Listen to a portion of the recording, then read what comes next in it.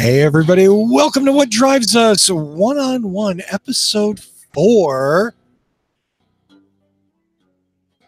And, I mean, it's one-on-one, so obviously there's two of us.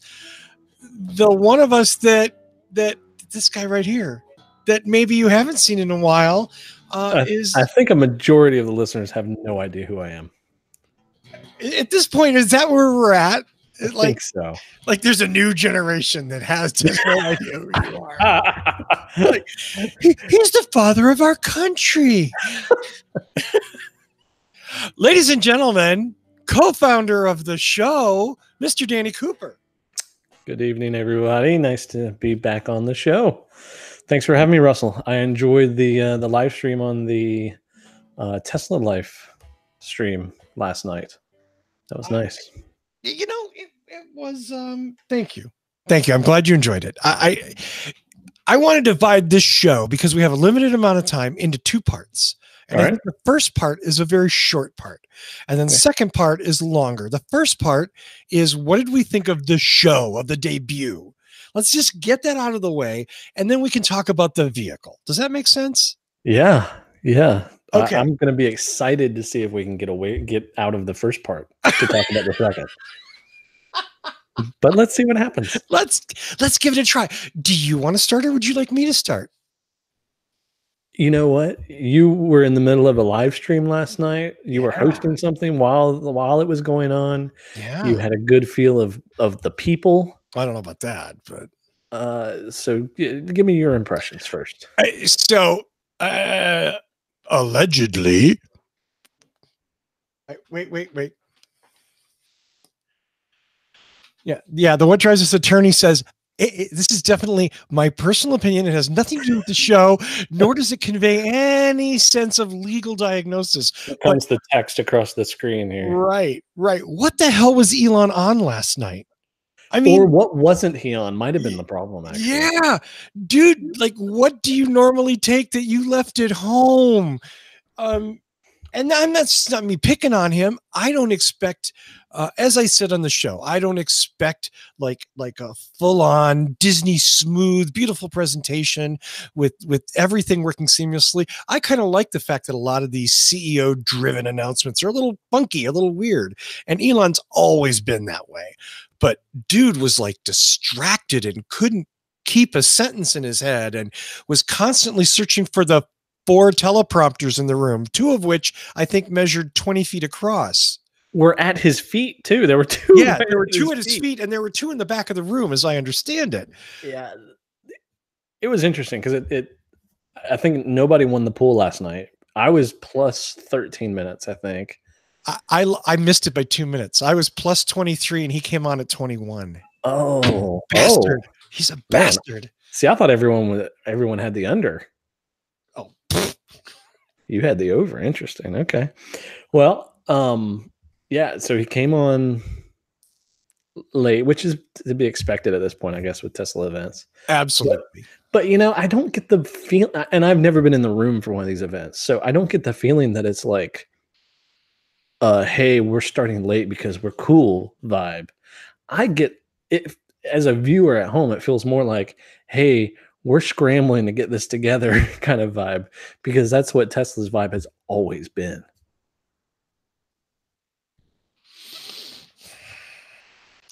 I don't know. I wasn't feeling the buzz, from like the Semi and the Model 3.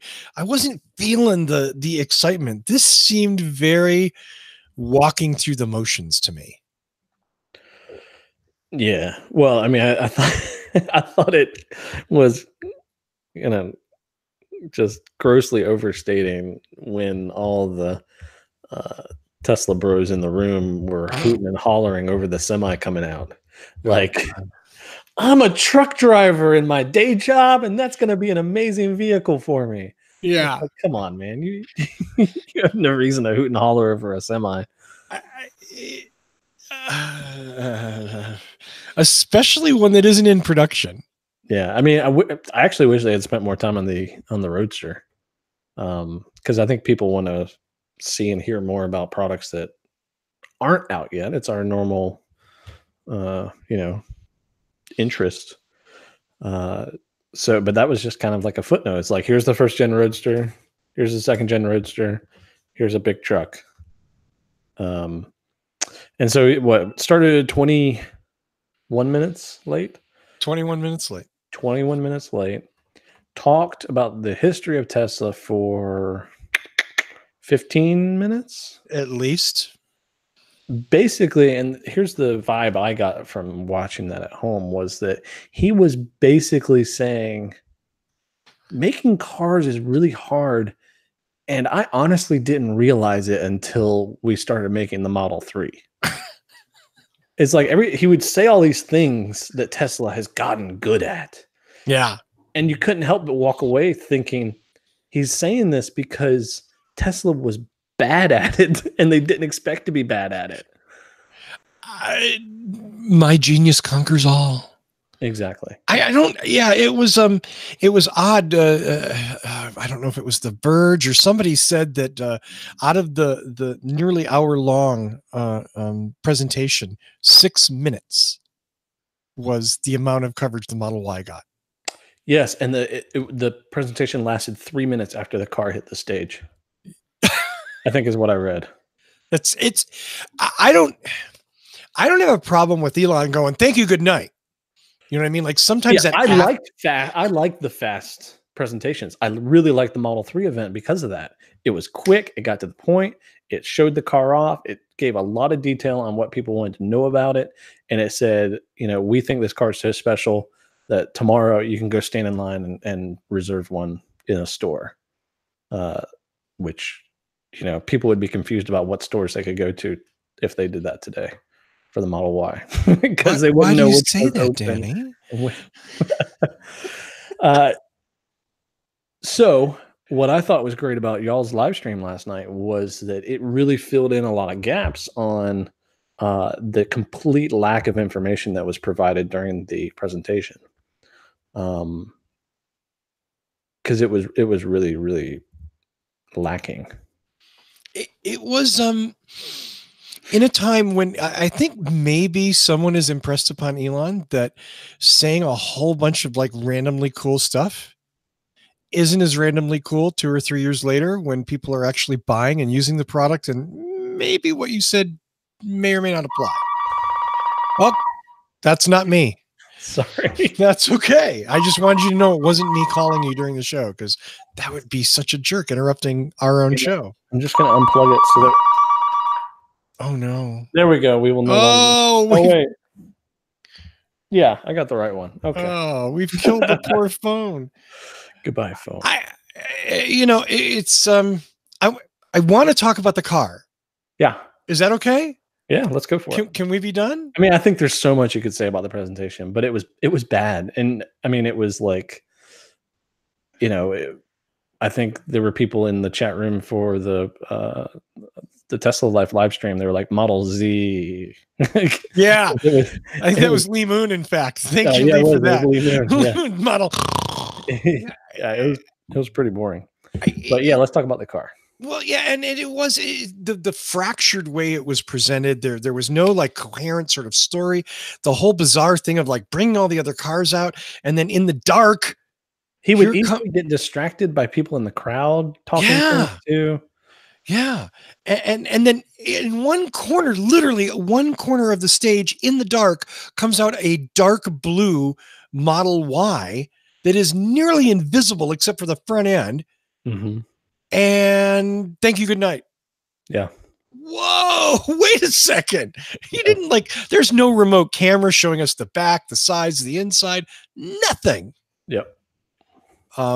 It makes me think that whole invitation, like, hey, everybody's going to get a chance to look at this thing, was like, as soon as the video was turned off, like, get the hell out of here. Yeah. What's interesting is that the like test drives didn't make as big of a splash last night. And I didn't stay up that long, but didn't seem to make as big of a splash last night and today as they did for the Model 3. Test drives? I saw a couple videos of people who said that they were riding in the car. Yes. I was not aware that there was any operating version of that vehicle there. That was my impression. I know. And that's like reporting from the thing, right? Right. Like Roadshow has a video on Twitter that's about 1.5 minutes long of the interior of a Model Y driving. Yes, but again, this is in the dark, right, down a private street with at the Fremont factory, and the only camera shot is really of the center screen stack, which is that's weird. Yeah.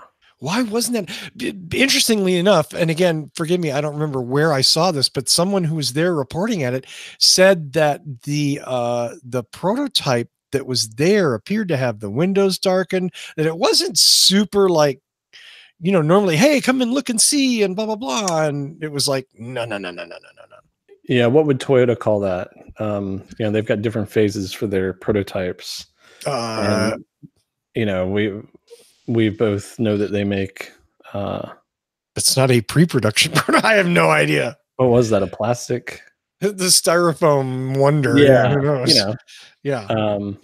There are lots of ways to trick it within the automotive world that people don't really realize.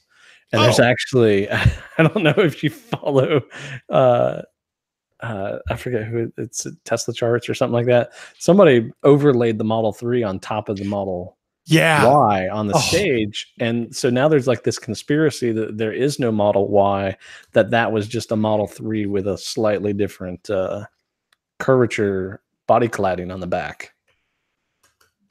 Interesting. I love that. Sounds like complete and total silliness and bullshit. Oh, totally. Yeah. I love that. The actual car. Like, do you have a list of the stats in front of you? I've got. Well, I don't. Actually, the only thing I have, I was just putting it up. I have this. That's the one I was referring to. Okay. Well, then let's put that up. Let's talk about this for a minute. Okay. Here's the Model Y lineup. The 4 different models, when they'll be available, their basic specs, and how much. It kind of answers all the important questions. What does 150 mile an hour, 3.5 seconds, 0 to 60 cost?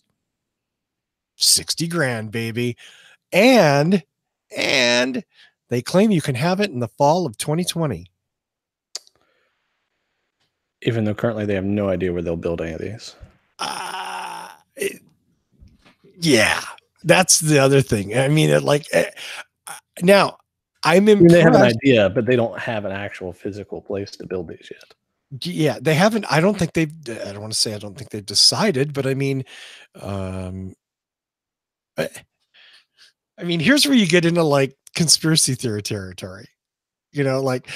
So will production on the current 3 slow down enough that one of those lines will be converted to a Y line and they can just do it in Fremont? As opposed to like, I don't understand the idea of building this in the Gigafactory. That seems redonkulously crazy to me. Yes, that seems like financial suicide. Well, for a company the size of Tesla to have 2 production factories seems like a really awful idea. To build what you are telling people is one of your volume vehicles in a factory that is 30 miles from Sparks, Nevada. And it needs to employ how many high-skilled laborers? Yeah, it's just yeah. Well, there's no place for those people to live because it seems kind of crazy. Now, maybe there's other advantages to being out there and all of that. Hey, good for them. That's cool. I appreciate that. All right, so let's talk about the different models. So we got the standard range, which will come out in the spring of 2021. Hot take, what is your likelihood that car ever comes out?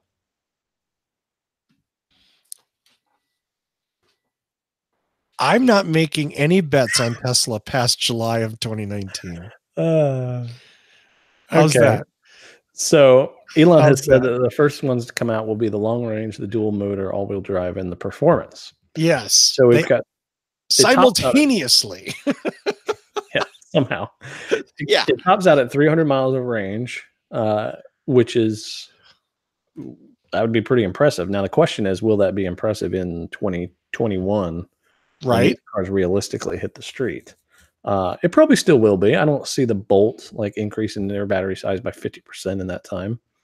Toyota has not shown their hand at all as far as what they're doing. But it would not surprise me if 2020 the end of 2020 doesn't see Toyota enter the market in some fashion. We're definitely getting into the thing where Tesla doesn't have like a 2-year window of no competition anymore. Right.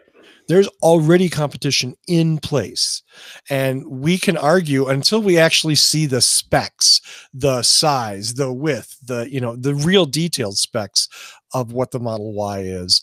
Arguably, it's a Chevy Bolt that goes way faster, goes further, looks cooler. A little bit bigger. Is it a little bit bigger? The Y? Yeah. Yeah, I think so. From everything I've seen. Okay. If you can, I don't think you're sliding a third row into the Bolt. Yeah, into that's the Bolt. fair enough. Although I'm dubious about that whole third row thing anyway, but I get it. Americans love the idea of that third row. Oh, we're never going to use it, but damn it, I want it. I want everything. And speaking of everything, let's talk about the actual top end purchase price. So Yes, in this graph, that would be the performance model, which starts at 60 grand. So if you got that model with the red multi-coat paint, comes with the 20-inch performance wheels. Mm-hmm. Let's say that you do the $1,000 black and white interior. Are you pricing one out right now? I am. I'm doing That's it so as beautiful. we speak, real time. 7-seat interior is $3 grand. Mm-hmm. Track, autopilot. Oh, yeah. There's another $5? Let's see. I'm a little far. Autopilot is $3. Oh, full self-drive, which just makes me laugh. Full self-driving capability. Giggle. It's $5 grand. Let's just call that Elon's tip. Yes. For a number of reasons. So real quick, autopilot, and let's be clear about this. Autopilot, the way that Tesla describes it, it says enables your car to steer, accelerate, and brake automatically for other vehicles and pedestrians within its lane. That is a $3,000 add-on. I can name a $19,000 Toyota that comes with that standard. Mm-hmm. So autopilot, to me, as they describe it these days, is not worth an add-on price. It's something that should be included in the cost of the car. And it is literally just a software change that Tesla's doing. They're not adding, it's a built-in cost that they've already put into the car. It's just a software change to enable it. So, Tesla fans and Tesla stockholders don't want to look at it this way, but that is safety equipment that they are keeping from you unless you're paying that ransom price, is the way I would look at it. Ooh. Wow. So that's autopilot's $3 grand, full self-driving capability is $5 grand. So that gets you at a performance Model Y at $74,000. With likely no tax credit. Oh, no. Not by that time. Right. I don't think any tax credit will apply at that point. Unless something new gets passed, which is possible. But again, you can't count on legislation. You know what I mean? Right. I'm sure outside of Germany, Tesla will put that on the website. Proposed tax credit, save $25,000. Yes. Oh, okay. So let's talk about the actual features of the car real quick. Yeah. We've got 66 cubic feet of space. Yes, 66. I believe has actually been amended. Wasn't it 65 last night? It was 66, but it was with the seats down was the asterisks. Yeah, that is definitely with the seats down. I think the Prius is 62.7, just to give you an idea. Well, I mean, is this the... See, I've been waiting to say this all day, but is this really the first Tesla that looks like a Prius? What's funny is that when I saw a picture of the car with the sheet on it before the announcement, right? Somebody posted on Twitter and they said, "Are they just revealing the third generation Prius again?" And this is like a lot of people say that as a knock. I don't mean that as a negative, other than to say that there's a certain shape that is very efficient, drag wise, and guess what? All efficient vehicles are going to have that general shape. It's a shape we should get used to. Yeah. Yeah. And if that shape offends you, yeah, I don't know. You're stuck. Russell, can you pull up the maybe the Model Y website real quick, and we'll show some people Yeah, some of the images while we go through them? I would love to. Who wouldn't love to do that? Let me share my screen and we'll go there. Present. Beautiful. There we go. So we want to order now, or do you want to just look at the? I want to scroll down. Let's look at the pictures. Okay. I don't care about the rigid structure. It's I get rigid. It's a car. It's supposed to be rigid. Yeah, that's good. No, and you know what? Arguably, Tesla does a very good job of that. One of the best jobs in car making. They do. So let's look at that picture right there for a moment. So this is with the third row of seating. Mm-hmm. Real quick, what do you think is your hot take chance that the third row will ever actually make it into a production car? I can't imagine the person congenitally insane enough to spend $3,000 on two seats that are almost worthless. That's my hot take. Okay. I think there's like a negative chance that this will make it into production. Looking at this image, I can't tell how you're supposed to access it. And I would have thought that in this case, if this was a model or a car that was at a point that they could announce that it was coming, they would have had one of these seats kind of flipped up to show you how you access the back. The fact that they're not doing that tells me that they actually haven't made it work yet. Yeah. They haven't figured it. I agree. I mean, we talked about it on the show last night. You know, of course, the second row seat, the back seats will move up or something, but really it looks like you have to climb in through the hatch. Yes, that's exactly what it looks like. And you know me, I've done that several times in a Sienna van. Yeah, that's a good point. Actually, it's not the best way to get into one of those cars. No. I don't see it being practical, useful, and I certainly don't see it being worth $3,000. No, and so anybody who is familiar more with a Prius than they are with maybe a Model 3, this car seems to be me that it's more the size of a Prius V. Which ironically, I just Googled it, and 67.3 cubic feet is exactly how much is in the Prius V. So this vehicle is probably the exact same size as a Prius V. And it's basically the back seat that we would have gotten in the US that the rest of Europe got in the Prius V. That wasn't crash safety approved in the US, which is why we don't have it here. Yes, that was the problem with it. I mean, you can see that they have seat belts. There are seat belts there. Yeah, you know what I'd like to see is I'd like to know if this image pulls back anymore to see if there's any sort of drop boot space. I don't think there is, based on the way you're seeing the top of the car right there. I think it is a great thing that this is a hatchback.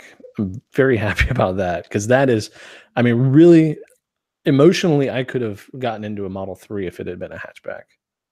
I would have made an emotional purchase and done it, but it doesn't make any sense. I have trouble buying cars that aren't hatchbacks anymore after being a Prius guy for so long. Wow. That's quite a confession. And I agree. We have no real idea what the utility of this back area is, because they have conspicuously not shown it.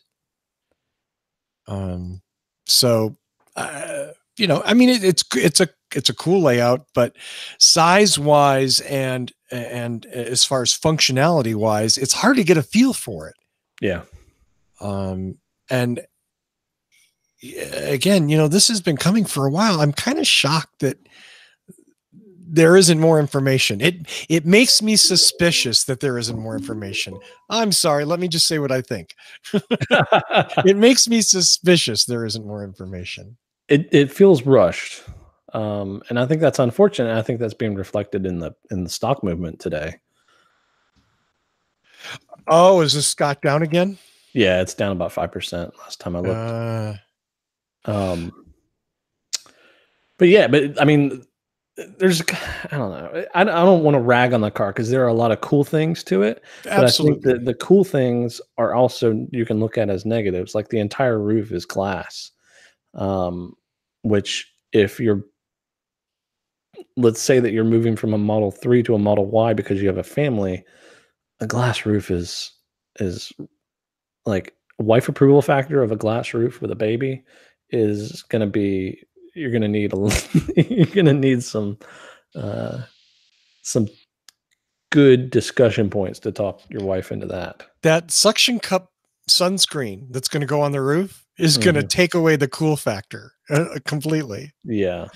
Can I, speaking of wife, and I don't know that that's an entirely appropriate thing, but I think the biggest weakness that I've seen from this car so far for a CUV, it looks like entry point for the front seat is the same as the Model 3. In other words, normally one of the two things that people like about CUVs, that round kind of form factor Mhm. and the higher seating level. Yeah. What does this vehicle not have? Both of Right. those things. Right, right, right.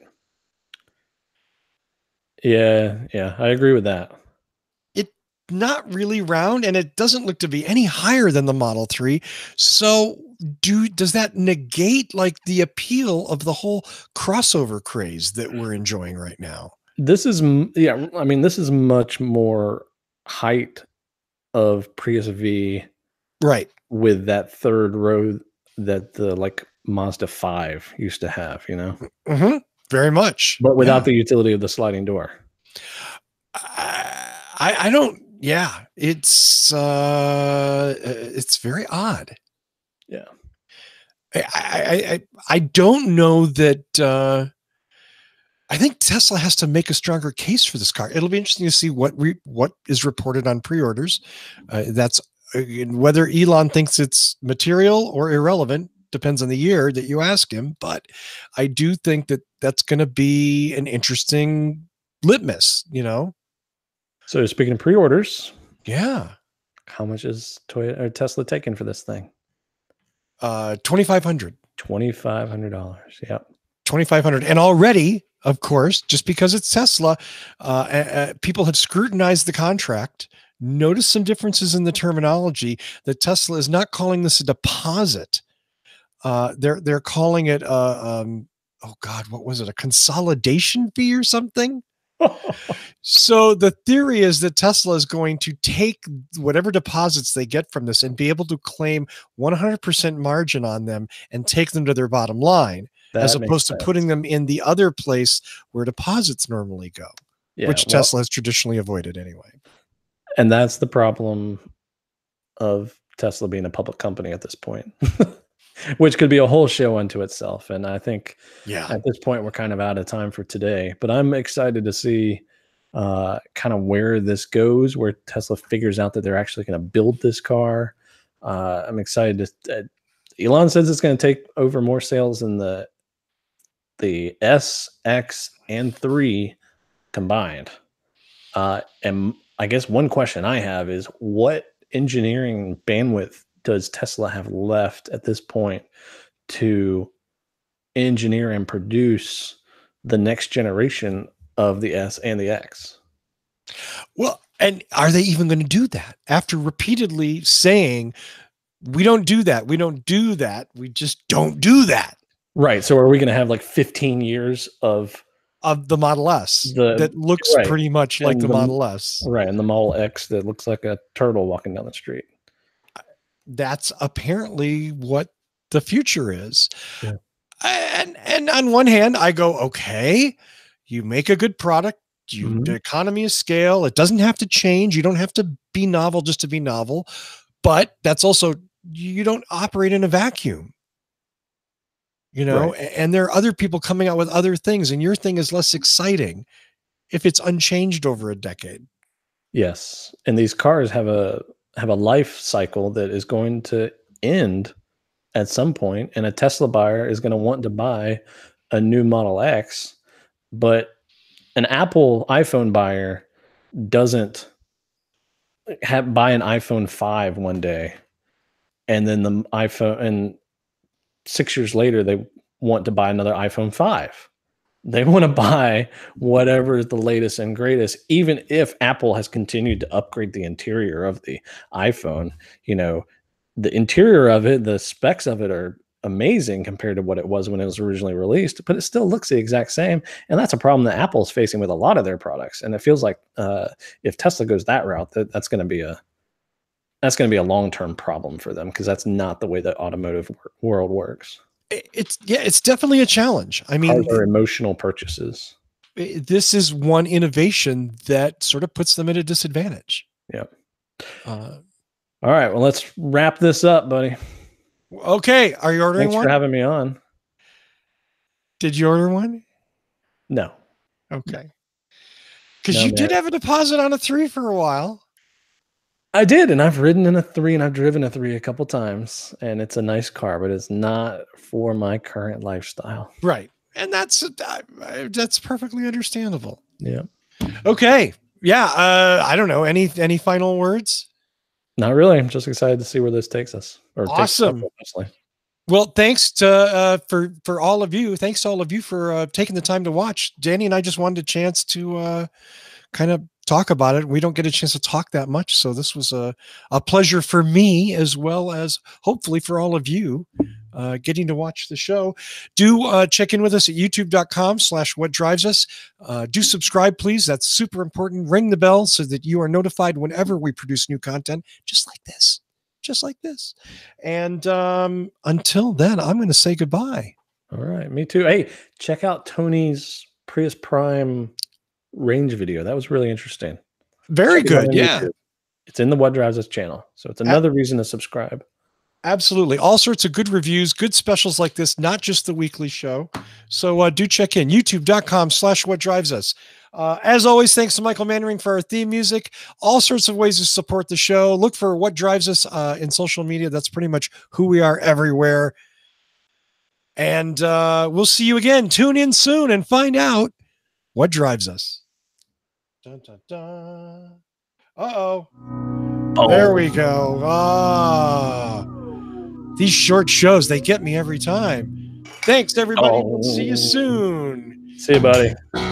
Great to be on. Dun, dun, dun.